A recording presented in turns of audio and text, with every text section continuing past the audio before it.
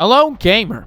Welcome to the video. Today we're going to be talking about my reaction to the Black Ops 6 Direct live stream. I had quite a reaction when it came to this live stream. I'm very excited by what I saw. There are some things I'd like to talk about and share my opinion about that I think you guys should consider for if you decide to buy the game, or if you even have to buy the game, which we'll get into later. But for right now, I'd like to show you my initial reaction to the trailer they provided at the beginning of the Xbox showcase. This was the only time that they provided a longer form cinematic trailer throughout the entire event, and it was very heart palpitating. I felt like my nuts were gonna fall out of my pants because I was so incredibly excited. But I shall play that reaction now, and we'll talk about it a little bit after. Oh! Here we go! Holy shit! Almost came in through the back door.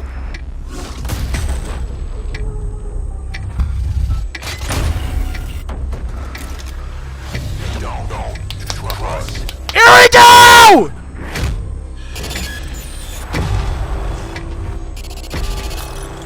Let's go! No one's in this live stream, I don't care! Good evening. The Soviet Union 1991, baby! has the potential for instability and chaos. These events clearly serve our national interest. Free from the specter of global conflict. Oh, in-game! In-game! Today Oh! we celebrate the mystery of American renewal. Something's going on. Something big. I'm a fire starter, terrific fire starter. I figured if I stuck around hell long enough, Bro! How's he look? It's Adler! Oh my gosh. The agency is compromised. Whoa, dude. We're being hunted from the inside. What is... Look at that Semtex. You're the fire starter, twisting fire starter. Oh my gosh, this bank... Look there! Saddam! But it might be Come better on! if you do. Hey, it's something you should see. What? Hell are we getting into? Don't trust anyone.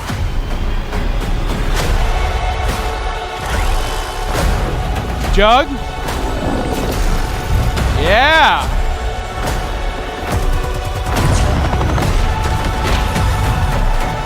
You broke into a CIA black site. Oh, look at that slide! Sliding backwards! Complicated. There's Adler with the motorcycle, bro!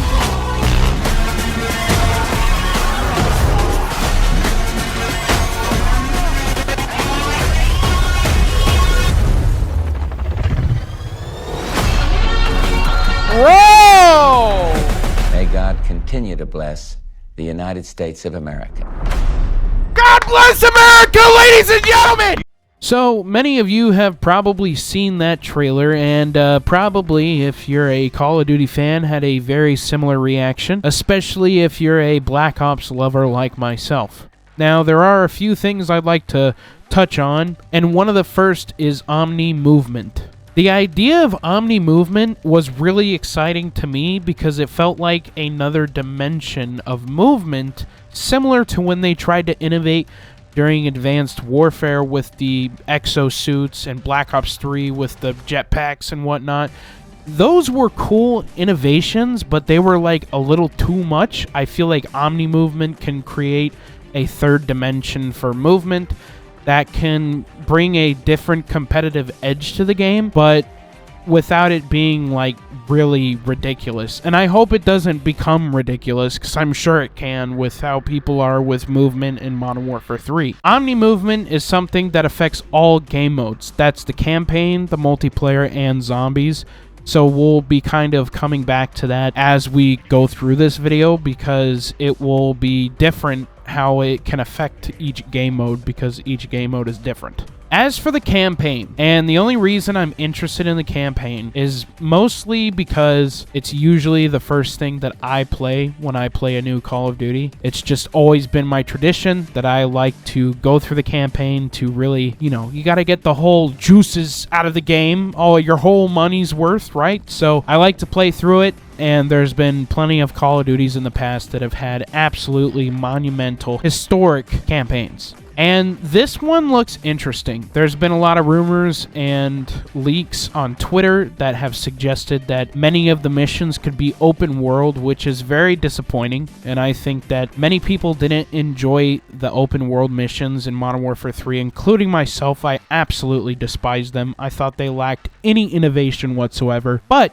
one of the talking points that Will spoke about in Direct was about how you can talk and barter with NPCs within the game, and it could provide for different outcomes, and it just sounds like that maybe if there is an open world aspect to a mission, that maybe they've developed it farther so then it's more of an enjoyable experience for the player. So it does bring me some hope. One of the other things that was spoken about in the Direct was the UI and the HUD. They've changed this game to make it where the UI and the HUD is completely customizable. So you can move your minimap around, you can move where your ammo is around. I don't know how specific you can move things around. It might be just, 4 different spots or 5 different spots for each element that is on your HUD. The fact that this is customizable so you can move around from a streamer standpoint, but also hopefully it allows for a more minimalist setup for your HUD if you so desire. I think because the HUD has been such a complaint with previous Call of Duties, with it being too cluttered or too much of this or not enough of that, I think this is a really great solution to just allow people to do their HUD how they would like. I think another really smart move of this game is the classic prestige system coming back. I really despise with all of the Modern Warfares how your level would reset at the end of each season. So the fact that that's coming back, and they're kind of giving an extra reward to players who want to go above and beyond, and giving them an option to do it all over again, which basically how that's supposed to work is once you hit 10th prestige, you can go up to level 1000, and then once you hit that, you can restart all the way to level 1 and do it all over again if you wanted. And it made it sound like that maybe in doing that, then you would get extra rewards like a cosmetic or something. So I think that ultimately just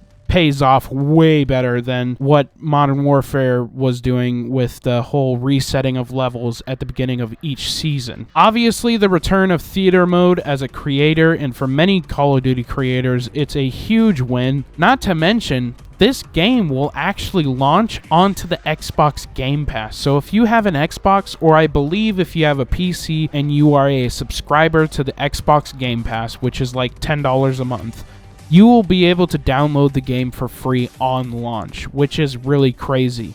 But one of my last talking points, the one that I'm really worried about, is zombies. Now, you guys know from a video I made months and months ago, it was titled "The Uncertainty of Call of Duty Zombies' Future." And this was before the release of Modern Warfare 3, and I was concerned about how the state of the game could change with the open world ideas. I was really hoping that it would be like Cold War with Outbreak, how it was kind of a round-based system in a sense, but more in an open world format, and that was the opposite of what we got. And we've seen from the Modern Warfare 3 cycle that it is absolutely down the toilet. Which brings us to Black Ops 6. This is a completely different developer. This is Treyarch we're talking about. Infinity Ward has been put to the side, and Modern Warfare 3 Zombies, as we know it, has completely died. And now we are left with Black Ops 6 releasing on October 25th, 2024. And I think with Zombies, it looks really good. It has been confirmed in the Direct that there will be 2 maps on launch, which is great to hear. That's a perfect number of maps. When we think back to games like Black Ops 1 and Black Ops 3, two of my favorite games in terms of zombies, they were both released with 2 maps, with one of them being more difficult and one of them being more casual. Black Ops 1 had Kino and 5, with 5 being the more intermediate map, and Black Ops 3 had Shadows of Evil and the Giant, with the Giant, or Derice, being the more simple map. So I think that hearing that there's 2 maps on launch for Black Ops 6 gives me some hope that maybe they will be following suit with that trend. I'm starting to sound like Mr. Raffle Waffles. He should be proud. And for Omnimovement, I think that could add another layer to zombies. Definitely multiplayer and campaign. It probably will affect it, but not that much. But I think for multiplayer and zombies, it will be really interesting to see how Omnimovement plays a role in all of that. I have to say, all in all, this Direct did a great job of marketing and has totally taken my wallet, taken my money, taken my doubloons, because I have no choice but to invest in this game. That was kind of all I wanted to talk about in terms of the Black Ops 6 Direct. If you're buying any Glitch products, make sure you use code Samuel for 10% off. Use the top link in the description. It benefits me, it benefits the channel, which I hope will one day benefit you. We're trying to grow a community here. If you could subscribe, like, comment what you think about the Black Ops 6 Direct, and let me know down in the comments, are you thinking about buying Black Ops 6? Will you just buy the standard edition through the Xbox Game Pass, or will you buy the Vault edition? And for my PlayStation players out there, I mean, what are you guys going to do? Because you're going to have to pay full price. I'll be very interested to hear about what you guys think. This has been Toa, and I will see you in the next one. Bye.